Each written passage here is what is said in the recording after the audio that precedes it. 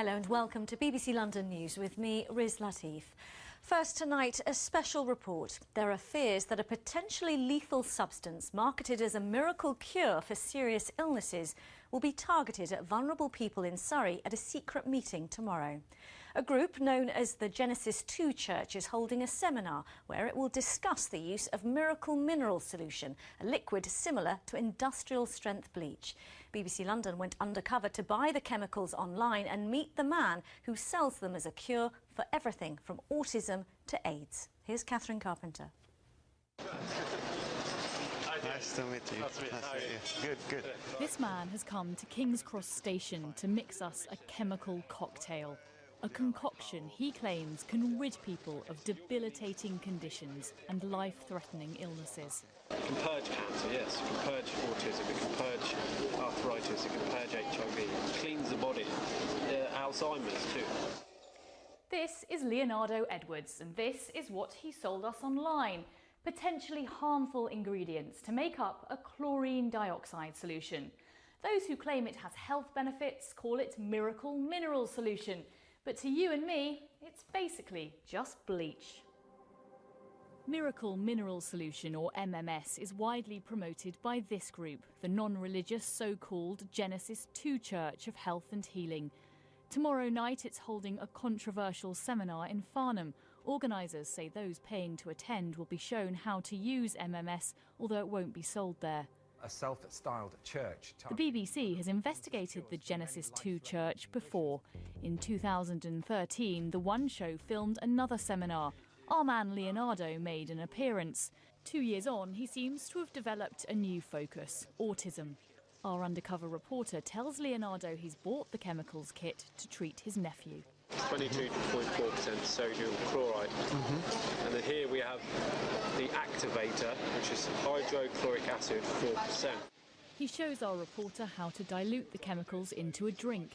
The government warns it could cause severe vomiting and diarrhoea, damage to the gut and respiratory failure. But Leonardo says it can be given to autistic children as an enema, even added to a baby's bottle. So what does the country's leading autism charity make of his claims? 170 children have had their diagnosis removed, autism. It makes me really worried. Families are very vulnerable, often straight after diagnosis, and what they need is support and advice.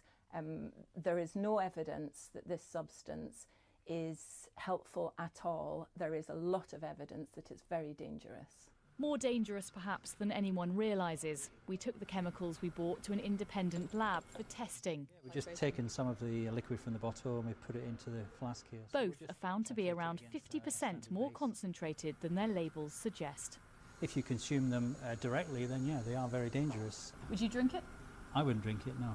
Would you use it in an enema?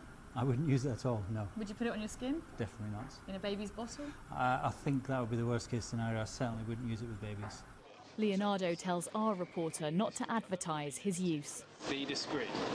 Keep it to your family. Just, you know, people that know, who are open and don't, but know authorities, you know. In about 2007... His caution may have something to do with this man, Lewis Daniel Smith. Last month, he was found guilty of selling MMS as a miracle cure in America and now faces up to 34 years in jail. The sale of sodium chloride for human consumption is banned here in the UK too. It falls under food supplement laws. That means it's up to the Food Standards Agency and local trading standards to act, and there are growing calls for tougher sanctions. Whoosh. Emma Dalmain has autism, as do some of her children.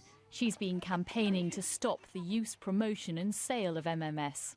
Legislation needs to be passed that if you're caught doing these treatments to your child, that you are arrested. And what about the people who sell them? Or they should be jailed. They're pushing something that's lethal. She also wants the authorities to prevent seminars like the one planned in Farnham tomorrow from going ahead. Her MP is backing her call for tighter regulation. I fear it's just a lack of determination to get to the bottom of it. But if the regulation is not working, then clearly it needs to be changed. And he wants the police to investigate Leonardo. He hasn't responded to our requests for an interview.